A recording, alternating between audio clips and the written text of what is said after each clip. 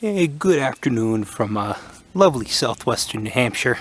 I just basically hauled 3 hours down the entirety of Vermont, down 991, to get to here in, what is this, Cheshire County, New Hampshire.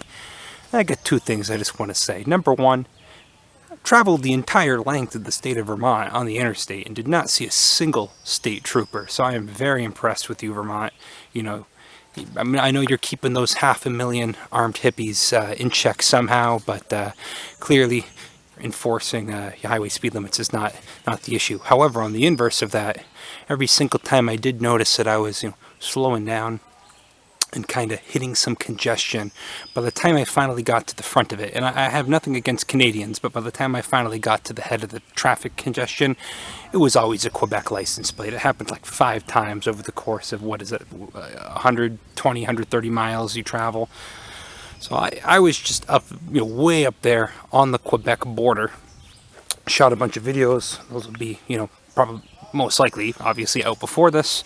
And now we're down here in southwestern New Hampshire. I'm on my way home, and we come to this lovely, state park here that they got set aside, a state and botanical park, which I'm surprised New Hampshire even has. This is a Rhododendron State Park, and indeed, what you're looking at right there is a rhododendron, and probably the most impressive one. Certainly native to the Northeast. Absolutely, among the top shooters in the genus in the world. And you've got like well over 1,000 species of rhododendron. I should really do the genus, which I love, more justice by we got some thunder rumbling in the background. We just drove through a storm. Should definitely do the genus more justice in terms of really explaining the sections, the subsections, everything going on in there. What's an azalea, what's a rhododendron, but that could be for a different day. So yeah, Rhododendron maximum is the species, the great laurel. Just a little bit of context: we're in a massive grove of these things right now, and they look kind of out of place. Kind of feels like we're almost walking through a tropical rainforest.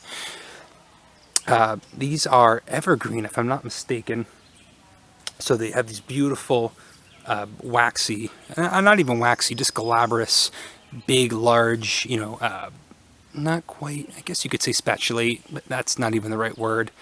Lanceolate, whatever, it doesn't matter. Leaves, which I'll be happy to show you in a second. This lovely trailing habit that I'll be able to show you in a bit. And of course, these big, beautiful, white to pink, bunches of tropical looking, rhododendron flowers. It's one of the things they're most known for. Just beautiful, beautiful flowers. And of course, the not terribly strong, certainly not as strong as, Pernophyllum, or even as, that's a good one over there, or even Rhododendron Groenlandicum. Some other rhododendrons have stronger scents. This one's not terribly strongly scented, but it does have, a very pleasant scent. Rhododendron maximum is pretty unusual for the region, just because, while we do have plenty of rhododendrons in the area, a lot of those species we get tend to occupy, mountain slopes or river banks, or, the alpine bogs, or just regular bogs. You get Rhododendron canadensis down in fens down here, Groenlandicum up on mountain streams, etc., etc. This one, as you can see, is growing right in the middle of a forest. Specifically, we're I guess you could say in the Monadnock region here. We're not on the side of Mount Monadnock, but we're in a, kind of on the slope of a hilly area. It actually shares a very similar habitat type to a species which we've got growing right behind us, mostly done bloom, but there's still a couple of flowers on it, which is Kalmia latifolia, the mountain laurel, which is a not too distant relative, same subfamily, different tribe, but obviously both being in the family Ericaceae. We've got some Monotropa uniflora growing around here, and I will be happy to give you, let's get the juicy bits over with. I'll give you the close-up of the flowers, but first I'll just explain, the overstory here. You get your maples. You can't really see anything in detail. You get your maples. Got some birches, which I'm pretty sure would be yellow birch, Betula alleghaniensis. Maples, which would suspect are just sugar maples, Acer saccharum, maybe red maples, Acer rubrum, but I'm going to go ahead and guess it's a sugar maple just due to the habitat type. And then, of course, one of my favorite trees, you've got these massive Tsuga canadensis going off here, kind of dominating the canopy. Some eastern hemlock, some healthy looking ones. So I suppose without further ado, I can get the camera in there. I'll show you what's going on with the morphology of this. We're not going to spend too much time here. Just cover a few of these plants that I see growing. We'll cover the rhododendron, which is what we're here for. We'll talk about the Kalmia just because it shares, a similar growth habit and a similar habitat, and it's a close relative. And then we'll just I always got to show off Monotropa uniflora whenever I find it, just because it's one of my favorites, and the monotropes are super interesting. Hopefully it doesn't start pissing on us, and we can, cover what we need to cover here. Oh, but I suspect it's about to start raining, so we'll see what happens. Okay, through sheer dumb luck, I happened to find an individual here with inflorescences in various stages of development. We've got one in full bloom and focus now, and then I'll also be able to show you one in bud, a bunch just emerging, and then I've got some of the fruits from last year that I can show you too. Typical little rhododendron woody capsules. So I had started explaining, but then stopped explaining something about why this is unusual. So I was talking about just different habitat types that rhododendrons find themselves in, and then I think I explained that this one shares much more of a habitat type with something like Kalmia latifolia, like a mountain laurel, which is true. This population here is one of the furthest north naturally occurring populations that at least I know of. Certainly this is an unusual occurrence for New England. This is much more something you would expect to see going down the spine of Appalachia. I'll put up a little heat map there of where these things grow, although it's going to be a bit distorted because this is a pretty popular ornamental species, which leads me to my next thing, that you might find this plant growing in the woods or on the edges of woodlands. Just know that there's always a chance that this is just it has escaped from cultivation. It will certainly grow up here in New England, no issue, but large, old, naturally occurring groves like this are somewhat unusual and definitely worth preserving. It's a great thing that they have this set aside here. So I'll gonna move my camera in a second. I'll cover a little bit of the flower morphology for you. I just want to zoom in a bit more. Okay, I zoomed in for a bit. I actually had to pause just because there was some people walking by. I'm actually, is it weird to say that I'm pleasantly surprised how popular it is here? I'm happy that a lot of people are jazzed about this plant. It's pretty nice. These botanical parks are something that should absolutely be done more often, and you won't hear me complaining for a second if people are actually using them, even just for a nice walk out in nature. It's important. Excuse me, it's important. So we're looking at the flower. We get your typical 5 petals, get your 10 stamens there of varying different lengths. There's that stigma right there next to my fat finger, and in the way back you can see the ovary, superior ovary. I believe superior. I'm not sure what you would call this inflorescence, what this inflorescence type is. It's not an umbel. It's if you actually look in there, you can see that they're alternating up the little spike. So I'm not sure if that would just be a spike or a raceme or what that would be. Probably. Geez, I think I can't remember the difference. I'll figure out the actual fancy anatomical word for what this inflorescence type is. Really notable to me, at least, is this nice little, you get that little green speckling at the top. That's really, really cute.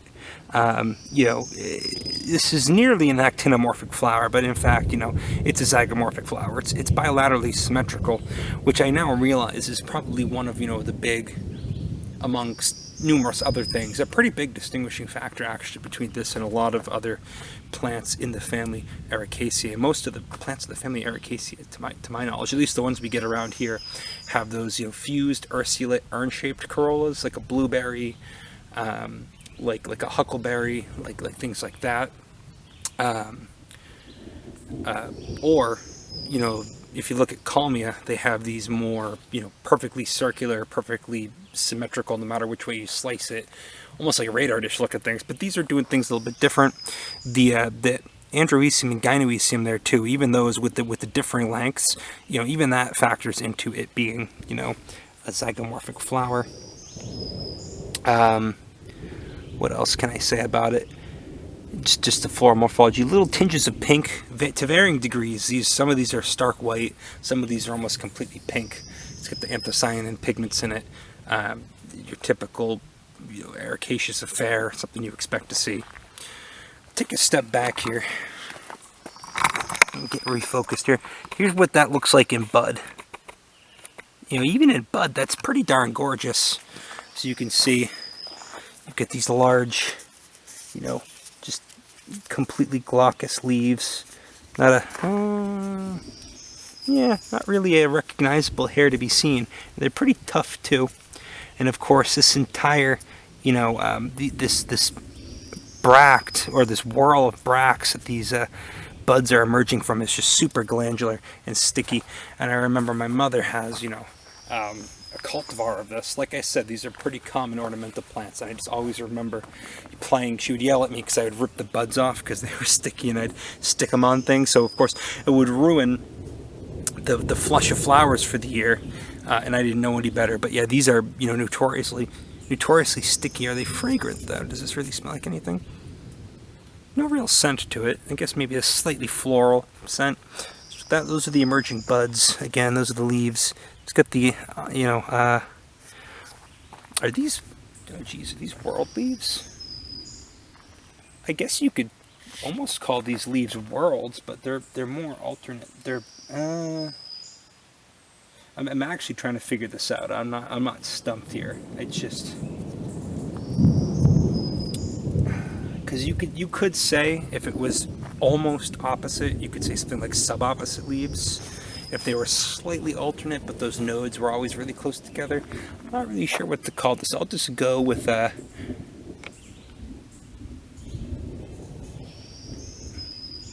and then sometimes there's only one at the node. I'll look it up. I'll see what the actual literature says. You know, I think these might, you could say that these are opposite. I'm just looking specifically at the ones nearest to me. Yeah, we get the thunder boomers. But then at the inflorescences, you know, it doesn't really matter. I'm not going to get hung up on that right now. It's not very consistent, it appears. You know, especially, I'm looking at a different one now. Because I don't really know.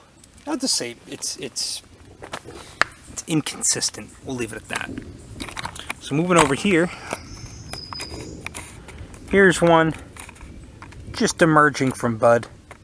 As you can see, these little, that little sheath of bracts ruptures, the buds emerge, and then they continue to rise up and grow out of the inflorescence there. There's one flower on this guy, ready to go. Oh, the freestyle for a second here. Those are the fruits from last year. Mosquito bite in the back of my hand, Jesus. You know, no fruits, current fruits from this year. These are the ones from last year. They form these little green capsules at first, typically with the style still hanging off, and then, you know, over the winter they'll rupture and those seeds will spill out. Find a good spot to show you the bark. Not as dramatic. Oh yeah, we'll just walk through. As you can see, this grove is pretty damn expansive. I'm walking by the mountain laurel right now. This is Kalmia. We'll talk about that in a second, but we've talked about that plant in the past. Both Kalmia latifolia and this species, of course, you know, they trend pretty darn far south. And you know, just looking at the thing, just looking at what it does, I mean, I think you can see why. Or how this could be, you know, something growing down there in the warm, humid southeast. But anyway, here's that bark. It does have that nice, you know, smooth, almost reddish bark you see on a lot of the larger members of Ericaceae. Even some of the bigger, you know, Vaccidiums like Vaccidium corymbosum can get that nice texture to it. I know it it's most famous from Arbutus, if I'm not mistaken. You know, out west, madrones, as they call it, have, you know, very, very famous, you know, striations on their bark. But I mean, you still get it with these species up here. Not really nearly as pronounced on the rhododendron as it is on something like a Kalmia latifolia, which, I mean, I might as well talk about now. There's just the hemlock. Here's a young hemlock growing up next to a big one. God, I love this. I love these goddamn trees, man. Hemlocks are super nice. You always get good stuff growing underneath them. They might have some bigger specimens of Kalmia further down the trail, but just because I have the opportunity to, there's a flower on the Kalmia. And despite both being in, and I really hope I don't butcher this, Ericoideae subfamily, both with the 10 stamens. This is like a fresh flower too. You know, they're not in the same tribe or anything. Similar thing going on with the leaves there. These leaves are obviously, you know, considerably smaller. Although this also don't let, this is a small one. This is a pretty small mountain laurel. Don't let that fool you. These things will get pretty damn big. You get a little trillium down in there too. That's nice. You know, these will get much bigger. This is a pretty small one. And they flip the undersides of these leaves over. It's got that same sort of two-tone thing going on. I believe also, you know, an evergreen shrub. Also, like I've said a few times now, trends all the way down there into southern Appalachia. And, you know, the fruits are fairly similar, although they look a little bit different. The fruits on Kalmia tend to be a bit rounder, not capsules, but they do maintain those persistent styles on them, that persistent, you know, female reproductive part. And then, of course, right there, you get your ripening fruit. Any fruits from last year on this one? Cannot see. You know, I'm not really seeing. It doesn't matter. So, Ericaceae, both of these are in Ericoideae. If I'm butchering that, I'll apologize. The other thing I've got to show you, yeah, this is a really cool little forest, is, and again, I think I'm going to make a whole plant spotlight on this, so you don't really need to worry about it right now. But this is also, sorry for jiggling the camera all over the place, this is also in the family Ericaceae right here, taking advantage of whatever, you know, fungal life is symbiotic with, I would imagine, the hemlocks. Although I guess maybe birches can be mycorrhizal too. I'm not too sure about that, but certainly hemlocks. You get Monotropa, uniflora, the renowned achlorophyllus parasite extraordinaire here, doing its thing. This also might be our longest cut to film that we've done. This is going on for over 10 minutes now, but that's okay. It was all right here on this corner. That's what's so nice about this park that I love. It's got all this good stuff going on right here. And I'll see if I can find a bigger mountain laurel. I'll show you what I mean by the bark, you know, the ericaceous bark. But, you know, this is also the family Ericaceae. This, unlike Kalmia and Rhododendron, though, this is in a completely different subfamily of the family Ericaceae. This is in the Monotropoideae subfamily. You know, achlorophyllus parasite. It's a fungal parasite, so it's going after mycorrhizal fungi, so fungi that's symbiotic with pines, I guess with oaks too. Russula is a really common genus that these will, you know, parasitize. But I don't need to spend too much time. I've done videos on this already. You can go see. And then I'm going to be doing a whole plant spotlight on this. I just got to find time to sit down and you know, get some good footage in a more typical habitat. I'm going to go to like an oak pine forest, something that you know really commonly see these growing in. But I think that covers the gauntlet for now. Let's see what else is going on around here, if anything. Yeah, okay, it started started pissing on us a little bit, but that's okay. Here's a much more impressive, still nearly in full bloom, specimen of Kalmia latifolia. I mean, this is just a nice juxtaposition. You get your Kalmia latifolia, you get your Rhododendron maximum, two brothers in arms here, you know. And someone was asking a good question in one of the groups that passed. You know, do these two, you know, duke it out? And it's funny because actually, Kalmia, believe it or not, is the more aggressive species in the Northeast. This is able to, you know, occupy. I'll put it this way: this is a more common species up here, and even then, it's a fairly new arrival, as I understand. As the climate's warmed, and as, you know, species have gone extinct from the region, specifically, I think chestnut, Castanea dentata. The extinction of that really kind of fucked up the ecology of some of these areas. No clue if you know, Castanea dentata would have been a dominant tree in this particular spot, but I mean, from what I've seen, these rhododendrons, and rhododendrons are not fast-growing plants by any means.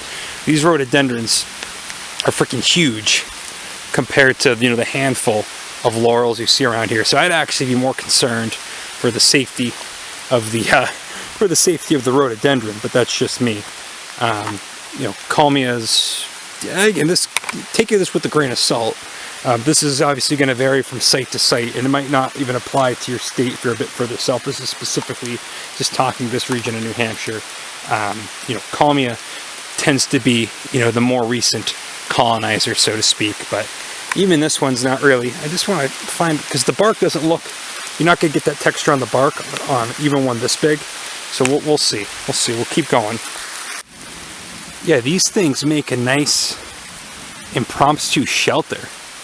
You could build a house out of this. I'm not getting dripped on at all when I'm underneath the damn thing. Again, something you see a lot. Vaccinium does this. Kalmia does this. It's a massive bastard of a hemlock right there. Or is that might not even be a hemlock. That might be a white pine. I can't see because I'm underneath the rhododendron, but you know, it's a pretty effective storm shelter. Anything interesting going on under there? No, not really.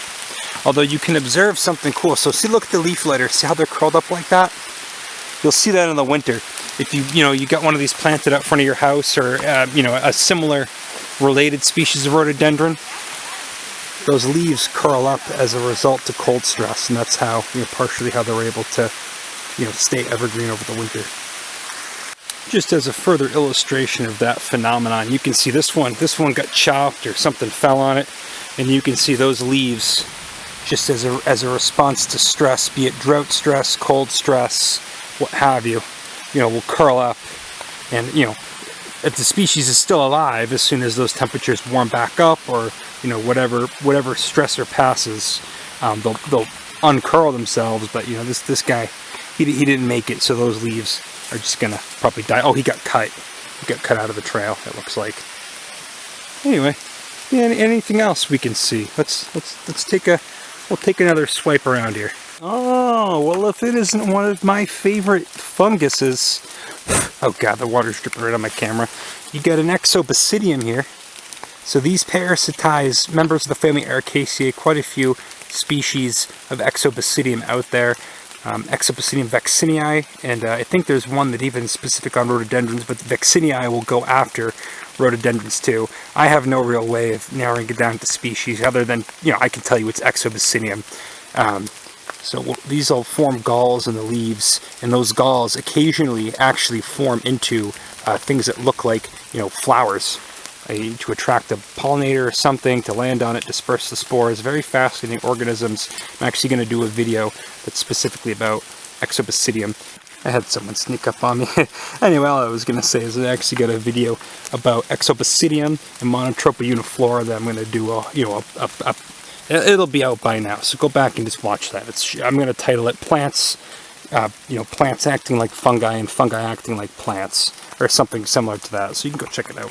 But Exobasidium, a fungus, actually, you know, I think these are in the same clade as just your traditional stocking cap mushrooms, the Basidiomycota. Don't quote, and actually, no, you can quote me on that. These are definitely in Basidiomycota. Just take it with a grain of salt, because I don't know that terribly much about mushrooms. But a channel that I love, which is cramp-paste body doesn't, which I think I mentioned in the video I'm actually doing specifically about these. He got, you know, enthralled with these, and then I basically at the same time was wondering, hey, what are these things I'm seeing on all these blueberries around here? Then the stars aligned, and I realized we were becoming enthralled with the same thing, and these guys are just having an awesome year with all the rain and humidity that we've had. I've seen them in the past and just not really questioned it, but this year specifically, I've seen them pretty much just everywhere. You know, who wouldn't want to walk through a tunnel of Rhododendron maximum? You can walk through tunnels of Kalmia latifolia too. A lot of ericaceous plants just have this trailing habit. Don't really grow into trees. Get to a certain height and they just slump over. But I'm not sure if we'll be seeing much else of anything. I think I'm almost at the end of this little trail they have here. Here's a little baby one. So these things, this isn't a relictual, I mean, I guess it is, I don't know if relict population would even be the right term. You know, this isn't just, you know, on the verge of collapse. It's a pretty healthy population. Tons of little baby ones sprouting up. It's maintained. It's got everything going for it you could hope to have, you know, for a cool, unusual species of plant. Although I do see up ahead the situation changes a bit, so maybe there might be more in store for us. We'll check it out.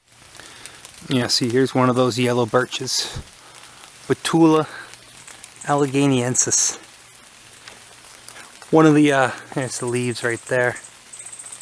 One of the longer lived species of birches. I think the longest lived. Nice tree. Really interesting component of you know, the richer forests. Eventually these things, I mean, these things can get big. I've been down to Wachusett and I've seen them be pretty impressive. You see them a lot with the hemlocks, you know, of which of course, you know, it's growing right next to hemlock. Hemlock and yellow birch make a pretty nice forest composition. Of course, if this isn't a yellow birch, I'm gonna feel like an idiot. But I can't see the leaves, and the bark is misleading because it changes based on how old they are. So a lot of them when they're young, of course, this does look like Betula papyrifera right here. This actually is, I believe, a paper birch. I'm looking up what the leaves, yeah, it's got completely different leaves. Way up there, rounder bases. You know, a lot of species of birch, most of them short-lived, like Betula papyrifera, gray birch. This being an exception, the yellow birch. Betula nigra might live pretty long too, but I should know more about them because I do really enjoy birches, and you know, and have quite a bit to talk about just with that. But yeah, without leaves down below, it's kind of hard to tell. A lot of them have bark that starts off papery, and then they'll shed that, and then they'll shed that, and then they'll end up with just a much more, you know, typical, you know, plated bark. Got a young beech here. Huh. That's interesting. I didn't expect to see that here. So let's put it down for a second. We'll see what else. We'll see what else is going on. So you do have some white pines in here. Some Pinus strobus. I mean, that's just the biggest tree in New England, at least the tallest. I'm sure you get, you know, allegedly, I mean, they don't really have the huge canopy spread like, you know, oaks do. I guess chestnuts once had, but they do get, you know, pretty darn thick, and they get very, very tall. This is like a multi-trunked monster too. Pinus strobus, I don't talk enough about it. It should be something I bring up in just about every video. Oh, you can see the cones down here.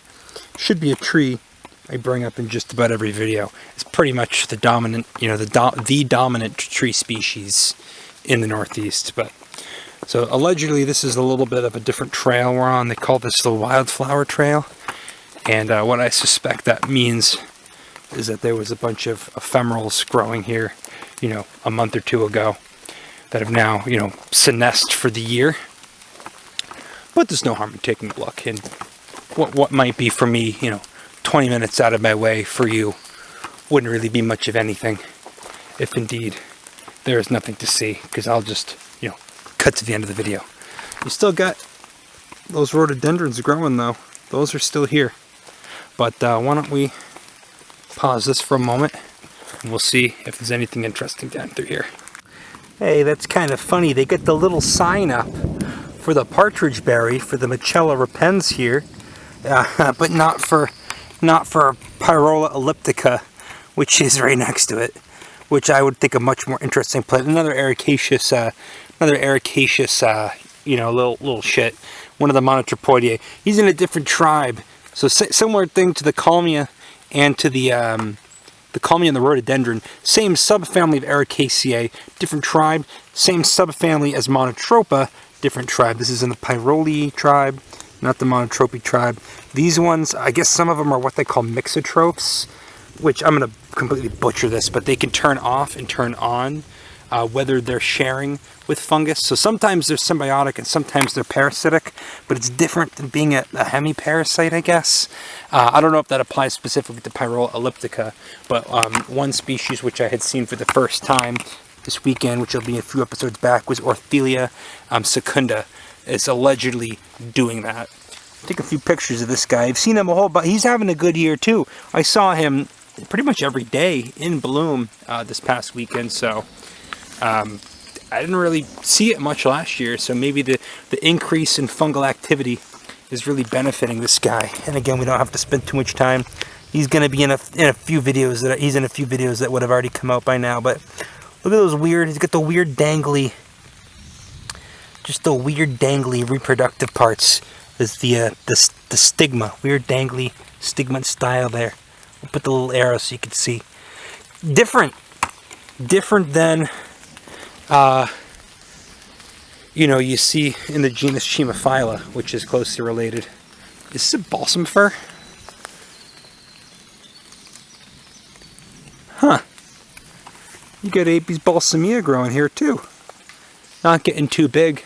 Almost would have thought that was a hemlock, but they've got the